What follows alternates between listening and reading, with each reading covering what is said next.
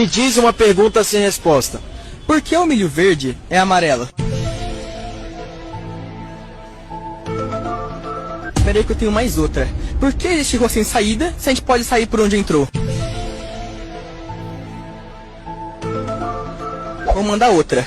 Se existem números infinitos, quem os contou?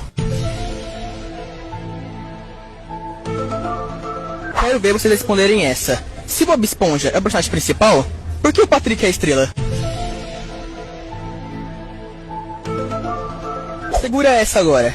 Por que a calça a gente bota e a bota a gente calça? Essa aqui só o Lula sabe responder. Por que o transporte é público se a gente paga pra andar nele? Pra finalizar, por que a pizza é redonda, a caixa é quadrada, mas a fatia é triangular?